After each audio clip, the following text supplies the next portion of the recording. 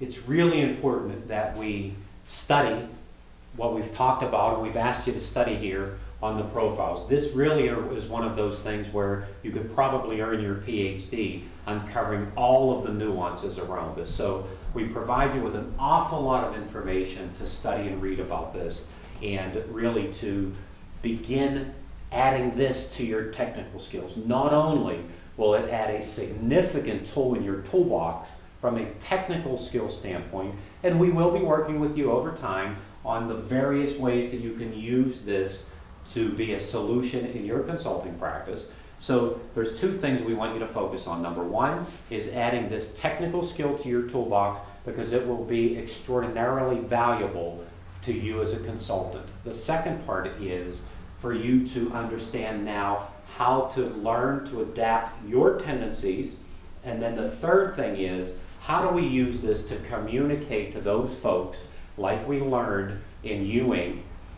How do we use this so we can adapt our message so it's best understood?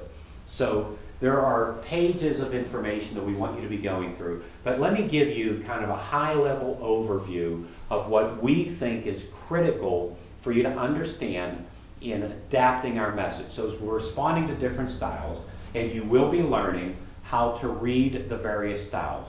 But let's look at, how do we respond to a high D? First of all, we need to minimize small talk. We have done this literally around the world, and we find somebody in the room who I've seen their profile and I know that they are an off-the-chart high D, and I will look at it and say, Joe, how was your weekend? And they'll say, fine.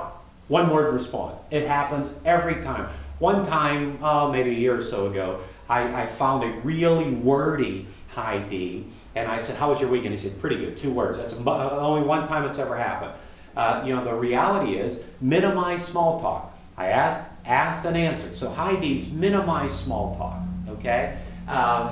Do not, that old, I asked you what time it is and you told me how to build a watch. So we need to kind of minimize that. We need to stick to the facts, get to the bottom line. Here's the key though, is that when we are communicating with a high D, we want to use what questions and make what statements. What do you think? This is what we've done before. This is what we're able to do. What I understand is, what. To the high Ds here, that makes perfect sense, okay? To somebody here who may be a high C, that might sound like nails on a chalkboard. But we're not talking to you, we're talking to the high Ds now.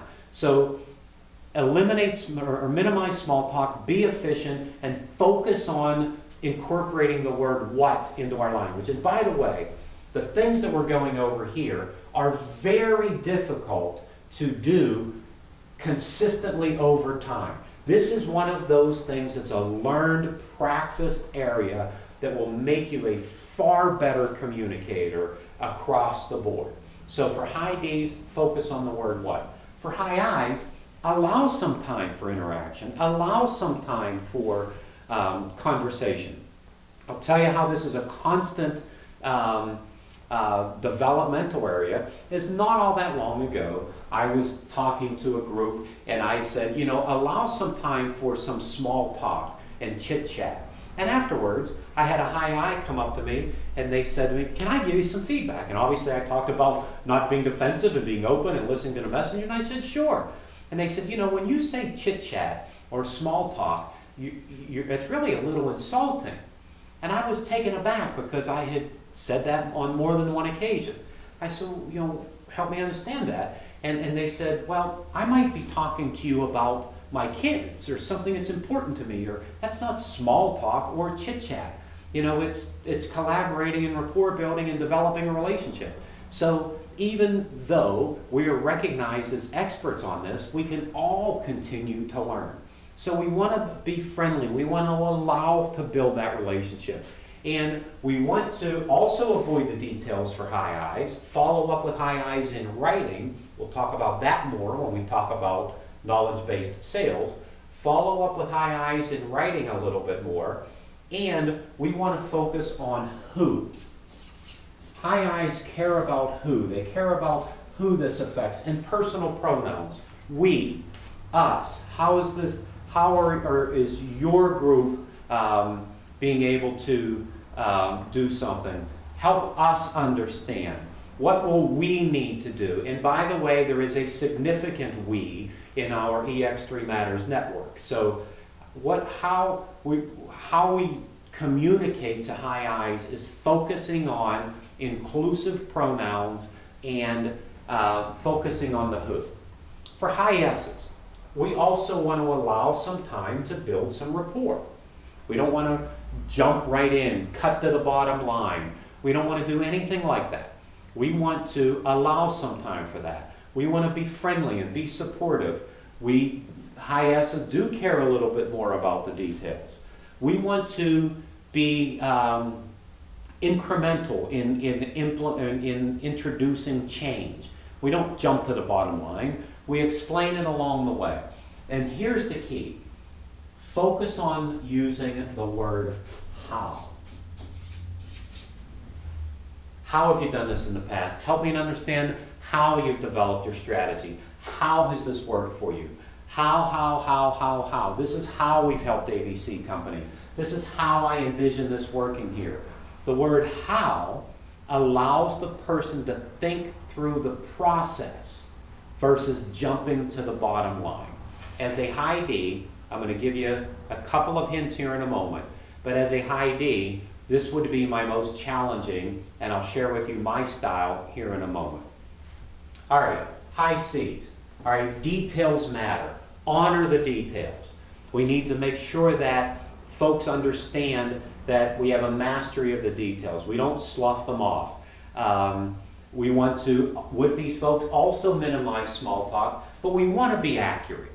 We want to make sure that we're not cutting corners or using useless approximations. We want to be accurate. And for high C's, we want to focus on using the word why. Why have you chosen the strategy you've chosen? Help me to understand why this has become an issue. Let me explain to you why we implemented what we did at ABC Company. This is why we're choosing the recommendation that we're giving you. Now, for some of you, it sounds like nails on the chalkboard for you as well. But for the high C's, it makes perfect sense. So let me kind of reiterate. For high D's, the word what allows us to get to the bottom line. For high I's, the word who allows the high I to understand who this affects in the inclusiveness and the collaboration. The word how allows the respondent to visualize and to talk through their process.